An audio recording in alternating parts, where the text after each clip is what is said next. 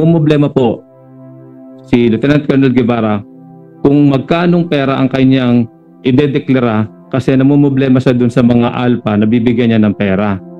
Colonel Cabradilla, sinabi mo yung 27 million ng lunchtime, right? Tapos ngayon sinabi mo, hindi mo na sigurado. Why did you not include that in your report to General Nartates, that there was an amount exceeding the 4.6 million when he called you? Sinabi ko po sa kanya, Mr. Chair. General Nartates, did he mention that to you, sir? No, Your Honor. Kung magkano talaga yung hinahanap po sa kanya kung magkano talaga yung pera, Mr. Chair. At hindi siya nagsabi? Hindi po siya nagsasabi, Mr. Kung ako Chair. ibibigwasan ko yan. Yun na nga po sana, Mr. Chair. General Mariano, you are continuing lying, ano? Alam mo, wag, General Mariano. Colonel Cabradilla, bakit ikaw gumawa ng progress report? Good morning, Mr. Chair. I helped in making the progress report on the direction and instruction of my district director, Your Honor. Oh, siya sabi niya wala siyang wala siya inuutos. Yes, sir. If I may explain the detail. Okay, sige, go ahead. One early morning, I think that was Monday, yung kasing kaso na operation ng DSO yun, nasampanan nila yung kaso. And pag kinabukasan, hinahanap na ni District Director yung report.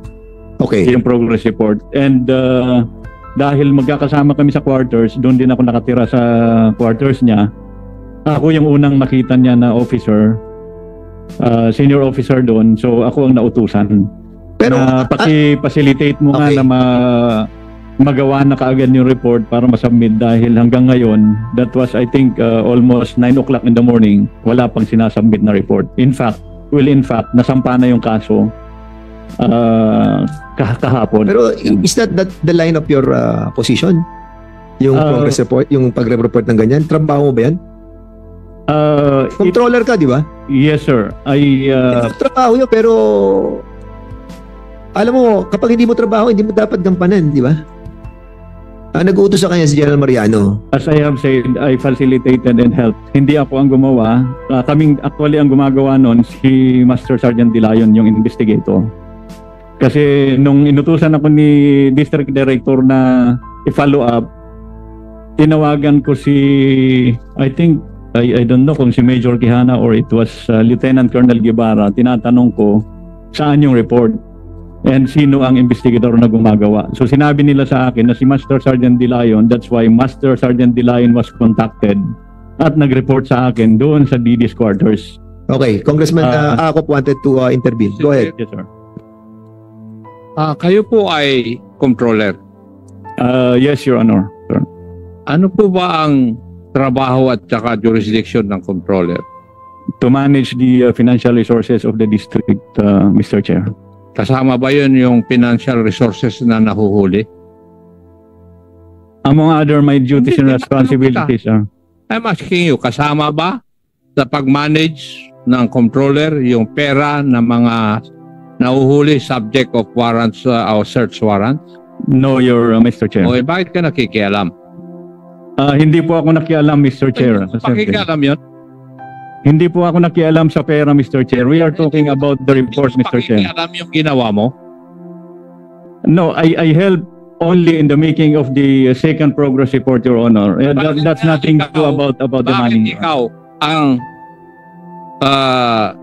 nagsusupervise ng paggawa ng second progress report? It was because I was instructed by my district director to follow it up, Your Honor. Bakit hindi yung Director for Operations ninyo o yung Director ng Investigation Division ninyo? Bakit ikaw? As I have said, one early morning doon sa quarters, ako yung unang nakita niyang officer doon. Tanong ko kailan o ano eh. Bakit ikaw ang nautusan ng iyong Director? Samantalang hindi mo linya. It is up to the district director. Ako po yung inutusan niya, Your Honor. I don't have any control on that, Mr. Chair. Hindi mo sinabi na wala akong alam dyan? Mr. Chair, I'm a victim of this. Ako na ang tumulong, ako pa nasali dito sa kaso, Mr. Chair. So I am trying to to answer Chairman, the question. Chairman. Wait muna. Patapos. Okay. Chairman. Patapusin, Paduano. Chairman, patapusin muna ni Colonel yung tanong ni Chairman Akop. Yes. Before you answer back, please respect the line of questioning, then you answer. Okay, sige. So, Congressman ako, please. Wala. Ako naging controller ako, iho eh.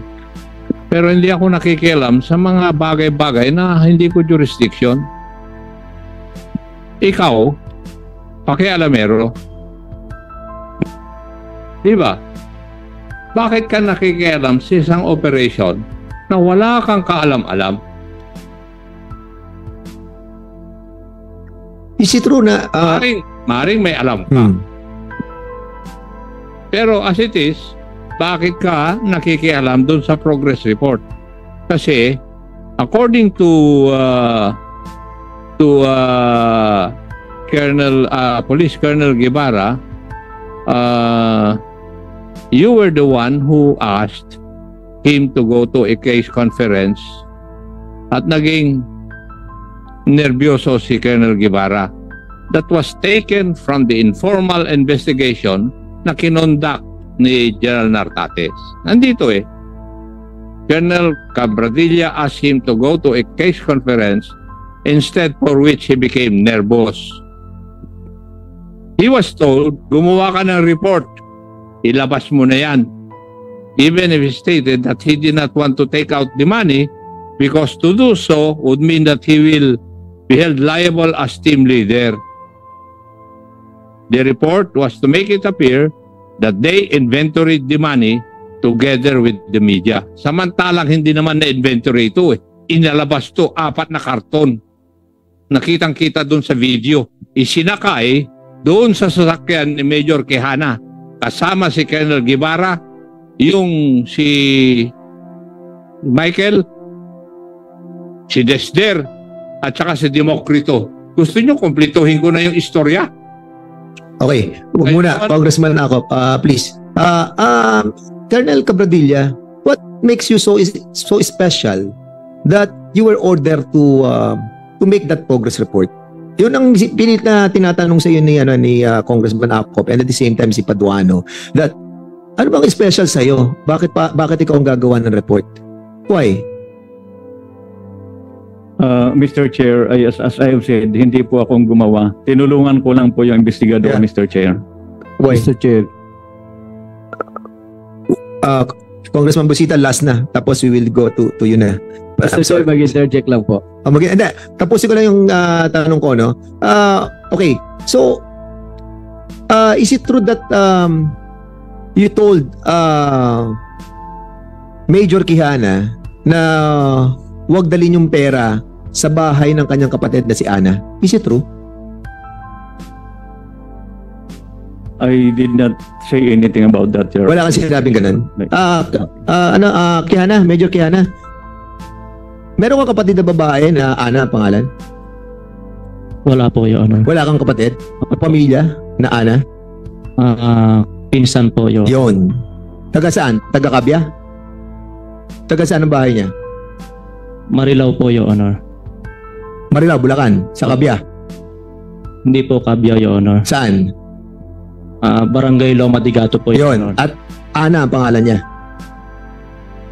Opo, Your Honor. At doon pinatatago una yung pera. Wala po kung ipinapatagong pera, Your Honor. Yung kung sarili po namin pera, Okay, Your Honor. alright. Sige. Okay. Colonel Cabradilla, ngayon, medyo that make us wonder, no? Na hindi mo trabaho, ginagampanan mo yung trabaho. Most especially, no? Most especially, yung ganitong kalaking pera, no? Nung malaman mo na kailan mo nalaman na may 27 million? Pakitanggal nga, Colonel, yung ano. Kailan mo nalaman na mayroong 27 million? I think in the morning where Morning of what? nung nung nagpatawag si District Director, kasama ko si Okay, Sunday ano? What kasama ng morning of Sunday morning, alam mo na, yung 27 million, correct? I think it's about lunch or after. Okay. Your Imagine, Colonel Cabradilla, lunchtime 12:00. Alam mo na yung 27 million mo. yung 27 million. Pero yung boss mo, si General Mariano, hindi pa niya alam yung 27 million. Mas nauna ka pa nalaman yung 27 million dahil doon sa spot report, sinasabi ni General Mariano na hindi niya alam na meron nga meron nga media sa gabi eh. Napakaswerte mo naman. You are so lucky that alam mo na yung 27 million ng September 17 ng lunchtime, pero yung boss mo, hindi niya alam na may 27 million. Hindi mo sinabi kay General Mariano na may 27 million? Mr. Chair, sa kanila ko po nalaman yung 27. Kanino mo nalaman yung 27 million? Nung nag-submit na ng report si DSOyo, nung pinareport ni District Director, Kailan? Mr. Chair. 16, 17? That was lunchtime of after lunch ng 2016? ng Sunday. Di alam na ni General Mariano. General Mariano, ba't hindi mo alam?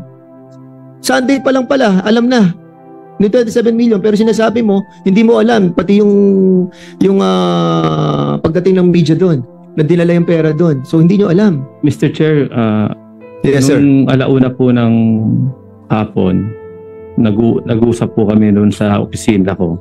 Dahil nga po hindi siya nagsasubmit ng mga report. Andun po si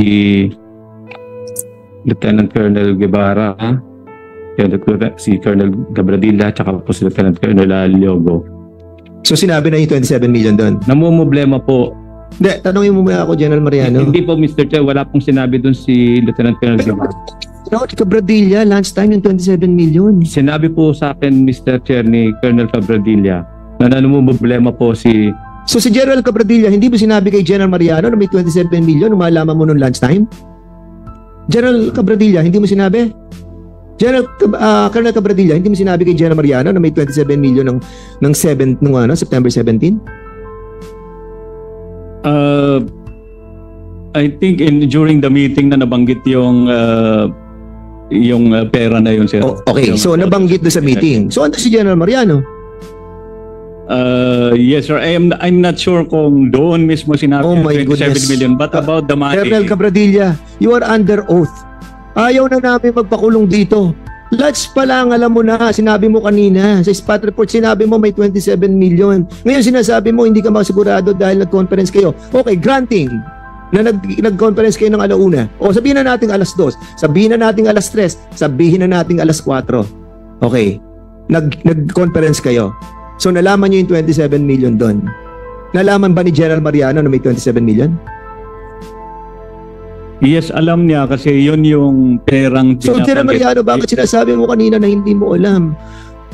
At nalaman mo lamang yan nung nagkaroon na ng progress report noong gabi na kung saan sakalang na-receive ni General Nartates noong 18 ng September yung third progress report na sinasabi yung 27 million. There must be somebody lying. Yes, Mr. Chair. So, Mr. Chair, pwede pong paliwanag ko po. Nung alauna po ng hapon, hindi naman po nagsalita doon si Lieutenant Colonel Guevara, kundi si Colonel Cabradilla lang. Sinasabi niya po doon na namumblema po si Lieutenant Colonel Guevara kung magkanong pera ang kanyang idedeklara kasi namumblema siya doon sa mga alpha na bibigyan niya ng pera. Sinabihan ko sila na wala akong ano doon sa pera, bahat ang importante sa akin, ilitaw niyo na yung pera kung magkano at sabihin niyo na yung report ngayong araw na to. Kasi obligado na ako kay Adi mag-report dahil sinabi ko na kay Adi na may pera kayong nakuha. Alam mo, General Mariano, it doesn't make sense eh. Unang-una sinasabi ni Colonel Cabradilla, nalaman na niya yung 27 million. Ngayon, nagdadahilan na siya, naiipit na siya. So sinabi niya, hindi niya malaman kung sinabi yon doon sa conference na nangyari. Pero kanina tinatanong ko kung alam na, kailan niya nalaman. Ano sabi niya? September 17, lunchtime. Sinabi niya yun eh. Colonel Cabradilla, sinabi mo yung 27 million ng lunchtime, right? Tapos ngayon sinabi mo, hindi mo na sigurado kasi mukhang doon sa conference sinabi yung 27 million, di ba? So ngayon, dinidepensa ni General Mariano na hindi sinasabi ni Colonel Guevara yung totoong 27 million. But in accordance to what you have said a while ago, nalaman mo na yung 27 million. Kaya nga nakapokus yung utak ko eh. So sinabi mo, mayroon ng 27 million. Dapat nasabi, alam na ni General Mariano, but General Mariano is trying to insist right now na hindi pa sinasabi ni Colonel Guevara yung 27 million. And prudence dictates, you are all in trouble already. At imposible hindi nyo tanungin yung pera. si General Nartates nga 4.6 lang, nag-worry na eh. Di more than that, mas lalo kayo mag-worry. Dahil yung superior, nagwo-worry 4.6 million pa lamang. Hindi nga niya alam, akala nga niya 4.6 lang million eh. Pero because they have found several evidences that is beyond 4.6 million, he tried to investigate. Di ba? Pero kayo parang okay lang kayo, parang hindi nyo pa inaalam yung, sige, yan lang. Hindi nyo pa inaalam. And that's worries us. Kasi, I don't know. I really don't know. Medyo, ako, bumigat na naman yung damdamin ko. Congressman Mr. Flores. Chair, Mr. Thank you. Chair, may I? Mr. Chair. This is just in relation to that topic here, Mr. Chair. Because at the last hearing, I categorically asked Colonel Guevara and General Mariano as far as that information is concerned. And it is on record in our last meeting, Mr. Chair, that Colonel Guevara said that after their operations, he went to see General Mariano. And during that meeting, Mr. Chair, he said that he was directed by General Mariano not to include the 27 million. I also asked General Mariano, did you order Colonel Guevara not to include it? He said, I did not do it. And then I said, who asked or who mentioned not to include the 27 million? At that time, Your Honor, that was 10 o'clock, Mr. Chair. Colonel Guevara, is that correct? Yes, Mr. Chair. So at that time, General Mariano knew already of the 27 million. Yes, Mr. Chair. General Mariano, in my questioning the last hearing, did I not ask you categorically whether or not you ordered Colonel Guevara not to include the 27 million in the initial report? And you said you did not. Yes, Mr. But you already knew about the amount. Mr. Chair, hindi ko po alam kung magkano. Sinabi lang po niya, Mr. Chair, na may pera silang nakuha na hindi nila in-inventaryo sa nung araw na yun, Mr. Chair. Wala pa pong pera. Exact figure. Yes, walang exact figure kasi kung nagsasabi po siya ng totoo kung ano po. Okay, Mr. Chair. Assuming for granted, no, that's correct. Why did you not include that in your report to General Nartates, that there was an amount exceeding the 4.6 million when he called you? Sinabi ko po sa kanya, Mr. Chair. General Nartates, did he mention that to you, sir? No, Your Honor. And that's Thank the you, Mr. problem, Congressman Flores, Chairman. Medyo na-confused din ako doon kasi nga you were talking with General Nartates General Nartates called you about the 4.6 and then may mga tawag na. And then, yung mga tawag na yun, basically, dapat nag-iisip na tayo, bakit ba may mga ganitong pressure? So, sana, inalam mo na kung ano talaga yung issue about that. And accordingly, allegedly, sinasabi mo that hindi mo nalaman yung 27 million. And that is something that it's hard to comprehend with all the members of this committee. And basically, without informing yung boss na si General Nartates about it, something that is questionable, General Mariano. Lahat na ng mga tao mo, si Colonel Cabradilla, si Colonel Quijano, si Major Quijana, lahat sila alam na nila. Ikaw na lang hindi nakakaalam yung 27 million eh. And that is something that is questionable being the head of the SPD. Di ba? Mr. Chair. Would you agree with that? Would you agree with Yes, that? Mr. Chair. Yes, Yeah. Mr. Chair. Pero sa akin lang po, Mr. Chair, masyado ko nagtiwala sa nire-report ni Lieutenant Colonel Guevara na kung magkano talaga yung hinahanap po sa kanya kung magkano talaga yung pera, Mr. Chair. At hindi siya nagsabi? Hindi po siya nagsasabi, Mr. Kung ako Chair. ibibigwasan ko yan. Yun na nga po sana, Mr. Chair. General Mariano, you are continuing lying, Alam mo, wag, General Mariano. Wag kayong magsinungaling dito kasi nakikita na namin yung picture eh. Kasi unang-una, yung inutusan mo si Colonel Cabradilla, ayusin yung progress report. So, kung inutusan mo si Colonel Cabradilla, nalaman na ni Colonel Cabradilla yung 27 million. Di ba? Siya ang pinagkatiwalaan mo, tapos hindi niya i-report yung 27 million sa iyo? That is highly impossible to us. Mr. Chair. Your members who are here today are not convinced with all these alibis that you are manifesting in this committee. And stop. Please. Stop lying. Ayaw na namin. Mr. Chair, hindi Yes. po ako nagsisinungaling, Mr. Chair. Sinasabi ko lang po talaga yung totoo ng kung hapon ng linggo, sinabi po ni Colonel Cabradilla sa akin na namumblema si Lieutenant Colonel Jolet kung magkano talaga yung perang iano niya dahil namumblema sila dun sa mga bibigyan nilang pera dun sa Chinese. Sabi ko sa kanya, Mr. Chair, kung tapusin niya lang po ako. Hindi naman po nagsalita dun si Chief DSOU kundi si Colonel Cabradilla lang. At sinabi po niya dun na ilabas niyo na yung report. Kaya po 16 pa lang hinihintay ko na po yung report para po may sabi ko. Pero hindi na po nagsasabit sa akin ng report si Chief DSOU. Noong Lunes na lang po siya nagsabit na dated 16 na nakuha lang po namin dun sa General Mariano, kung, Yes, Mr. Chair. kung nung 17, nung 17, nung linggo, alam mo na hindi na nagsasabit. Hindi na sila sumusunod sa iyo. Di ba? Hindi mo man lang ba naisip na dapat tawagan, kasi hindi na sumusunod sa iyo eh. Sabi mo eh. Di ba? Hindi nila sinasabi kung magkano eh. Di ba dapat tinawagan mo na si General Natates para sabihin na, oh, sir, may problema ako dito. Kasi hindi na sumusunod ang mga tao ko sa akin. Ni yung ebidensya na sinasabi mo na hindi mo nakita dahil wala sa DSOU, hindi ka na ba nag-worry doon?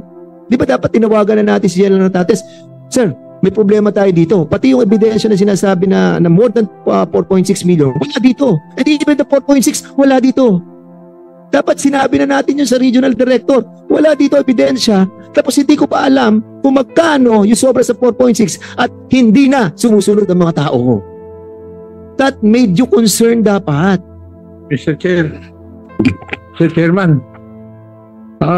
Bigyan na po natin si Kwan, yung minority kasi siya dapat ang Kwan eh. Okay, sorry.